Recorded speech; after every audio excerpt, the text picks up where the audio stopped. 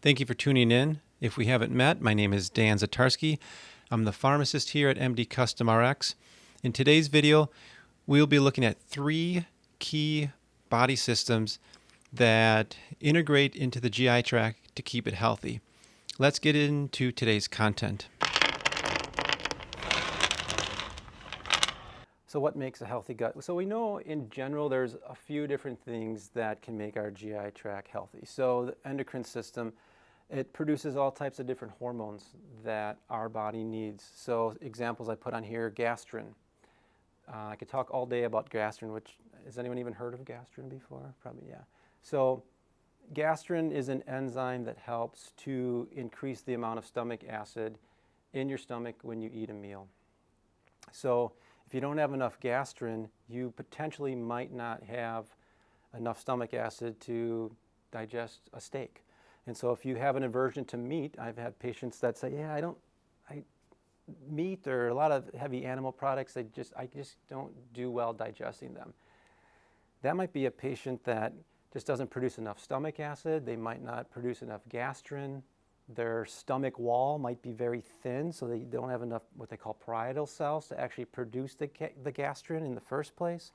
So we've got to start thinking about just even the stomach as releasing and producing hormones.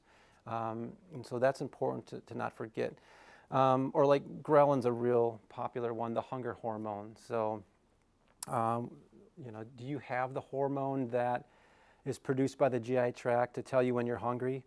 And are you overproducing it? Are you underproducing it? Or do you have the hormone that tells you when you're full? And do you have enough of that or not? So the leptin hormone, I don't know if you guys are familiar with that. We had a talk a few years ago with, I think it was Dr. Muth that did the talk on leptins and then leptin resistance and all of that. So think of your GI tract not as just absorbing and digesting food, but it's endocrine. It's hormone chemical messengers that are being produced. And do we have enough of them? Do we not have enough of them? And then the immune system. That's another integration here where when I think of my stomach, I'm not really thinking of my immune system, honestly. I know that stomach acid is important to help kind of, and we know we don't eat sterile food, of course, but when we start eating our food, the immune system has to interface with what we're eating, making sure that we don't have too much bacteria in that food. So obviously gastrin and hydrochloric acid in our stomach is killing a lot of that bacteria and viruses and such. So we got to make sure the immune system is protecting us against those pathogens. But at the same time, and we'll talk about this in a little while too, that we want to make sure the immune system is kind of like Goldilocks. We don't want the immune system to be too weak, but we don't want it to be too overactive at the same time. We want to find that delicate balance. So that's important. We'll talk more about that. And then the nervous system is involved with the whole GI tract. Do we have peristalsis? Can we, as we eat our food, does the food empty out of the stomach and into the small intestine appropriately and then into the large intestine? Are we going to the bathroom every day? I mean, I honestly have patients that go to the bathroom once a week, and that's normal for them. And it's like, well, it's normal for you, but... Thank you for sticking with me this far in the video. If you are finding value in today's content, I encourage you to share this video with a loved one. And it also helps to promote the channel by liking the video and also subscribing to our channel.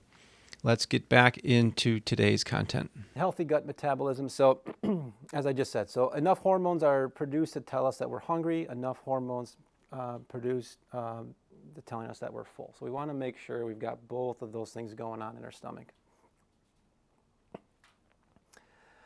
So we're kind of getting deeper into the science here, but healthy gut immune system. So these gut immune cells are isolated, I'm just going to read this, from the microbiome by 2 layers. First, there's a layer of cells called the gut epithelium. So that's kind of indicated by these purple cells. So what's in your, let's look at the small intestines for right now, but you've got this thin layer of epithelial cells that separates your food that's in your small intestines and in your bloodstream, because right on the other side of these purple cells, that's going to be your bloodstream. And we want to make sure that that's separated by those cells. The other thing we want to make sure, though, is that again, this little guy here, we'll call it the immune cell, is also separated. It's kind of hard to see in this slide, but that blue layer is the mucus. So we want to make sure we've got a layer of mucus sitting there between what's in our stomach or what's in our intestines and what's in our bloodstream here. So if this, and we'll get to this in one of the next slides, but if this mucin layer thins out or these cells start to break apart, that immune cell that's sitting there, it gets very unhappy. It likes a nice barrier by two different ways. One by those cells and two by that mucus layer. So if either one of those layers breaks down, we've got trouble. So too little fiber. So why is that? Because the bacteria in our GI tract, some of those guys are actually helping to produce that mucus layer. So they need fiber as fuel to thrive, and then the bacteria themselves are actually helping to produce that mucus layer. So that's important.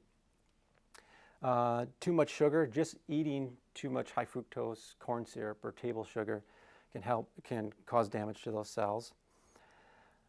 Too much fat, so especially, it depends on the fat that we're talking about. Really saturated fat is the culprit here, and we'll talk a little bit more about that. That's why I had the avocado and not what I normally have.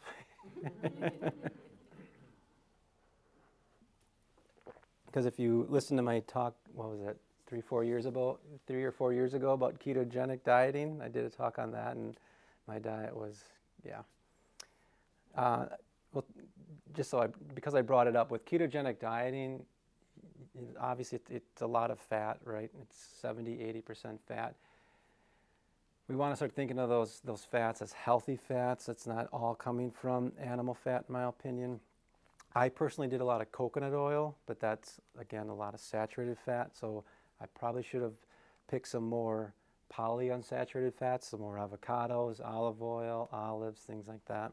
So, too many emulsifiers. That really gets into, emulsifiers can actually break down this two-barrier protective layer. So anything that's processed, that's the way I think of that. If it's on a label and you can't read it, not that it's an emulsifier, but so probably think twice about putting it in our body. Too many artificial sweeteners, just too many additives in general. We'll get into this a little bit, but we can actually test now if we're sensitive to dyes or food colorings, so that could be a problem. So, in other words, so if you're eating the standard American diet, all of this looks really great to me right now, but we probably shouldn't be putting any of this into our GI tract if we want to keep it healthy and functioning properly, or at least not putting it in all the time. Let's put it that way. Thank you for watching today's video. Hopefully you've learned a few key things about your GI tract that you didn't know previously. In this month's seminar, so on June 27th, in relation to the GI tract, we're going to be talking about neurotransmitter testing. And as I alluded to in previous videos, the GI tract is responsible for producing some of those neurotransmitters, especially serotonin, but also GABA as well.